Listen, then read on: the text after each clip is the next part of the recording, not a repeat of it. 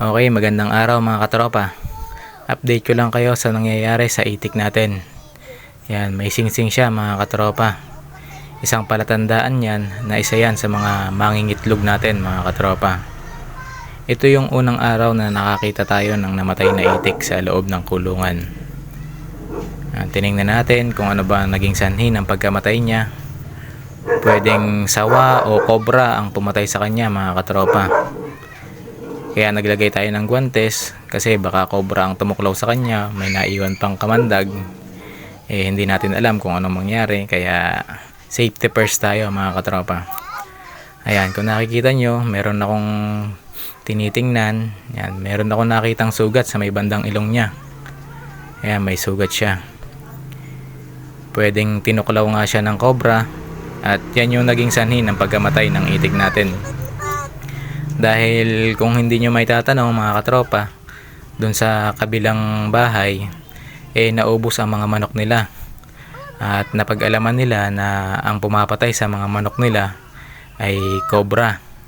Dahil pagka namatay yung manok nila, nakikita nila na nangingitim.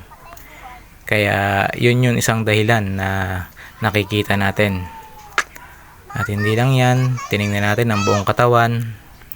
At may nakita tayo sa may bandang puwet niya na nakalabas ang kanyang bahay itlogan. Isa rin yan sa tiningnan natin na baka nag-o-oversize na yung itlog ng itik natin. At yun yung nagiging cause ng pagkamatay niya. Yan, sobrang laki na ng itlog na nilalabas niya. Kaya siya namamatay. O pwede naman may nakakalusot na sawa sa loob ng itikan natin. Nililingkis lang siya dahil sa sobrang laki ng itik natin, hindi malumod, iniiwan niya at sa mga susunod na gabi ay binabalikan.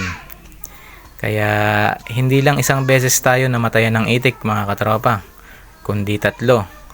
At same lang din ng nakikita nating dahilan. Kaya ang ginawa natin, pumasok tayo sa loob ng itikan at tiningnan ko yan isa-isa. Tiningnan ko kung meron pang bulwat ang puwet, yung labas na ang bahay itlogan. Kasi kung may susunod na mamamatay pa at nakita nating labas ang puwet, pwedeng yun yung nagiging cause of death ng mga itik natin mga katropa. Kaya inisa-isa ko yan. Meron ako ditong kulungan na kapag nakita ko na ay inihiwalay ko na para mabilis ang pagkakakilanlan natin sa mga itik natin.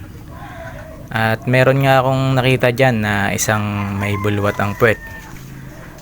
At yun nga yun na pagkatapos ng pag-sort ko yan, lumipas lang ang isang gabi mga katropa, meron na naman nakitang itik na patay sa loob ng kulungan natin. At same lang din ang nangyari. Bulwat ang puwet niya at may sugat sa may bandang ilong. Kaya dalawa pa rin ang tumatakbo sa isip ko kung ano ba ang nagiging sanhi ng pagkamatay ng itik natin.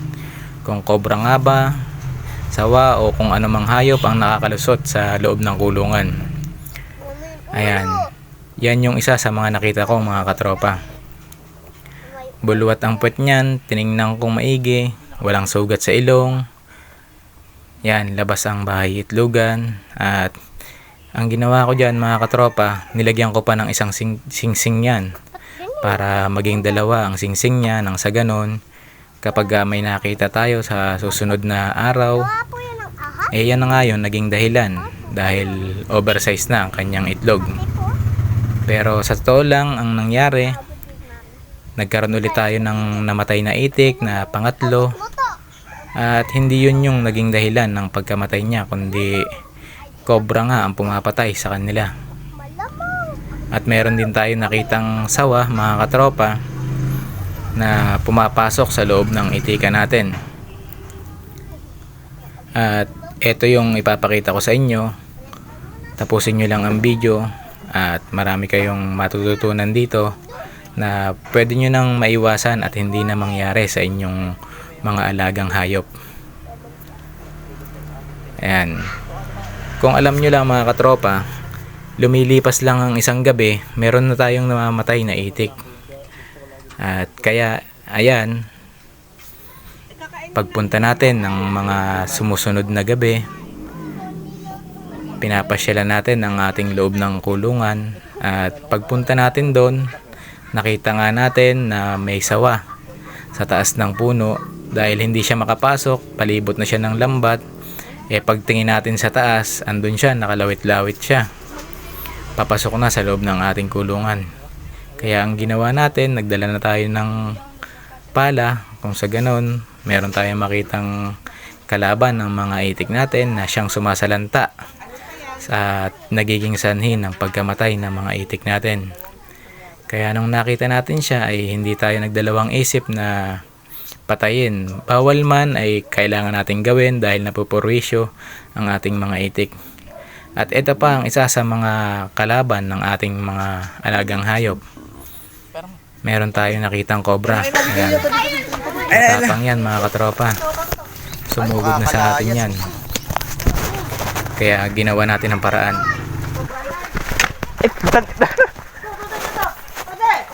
Kamatay ang kahoy dyan. Mamaya.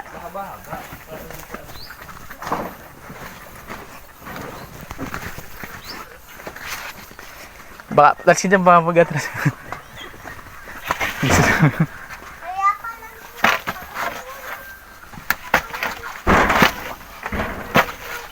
Ako doon. Baka makaliman.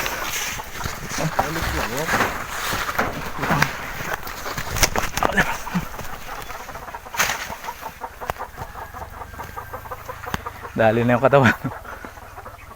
Putol na. Putol na? Nagit nakakita ng bata. Hindi na makakalay. Nalalig niya.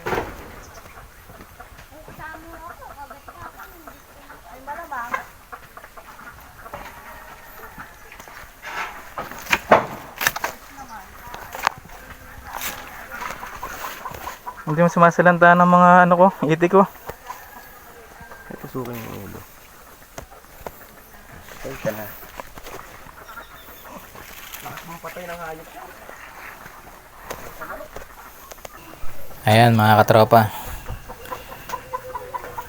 Napatay natin siya kasi pumasok siya sa loob ng kulungan natin at makakapurisyo siya kung hindi natin siya mapapatay.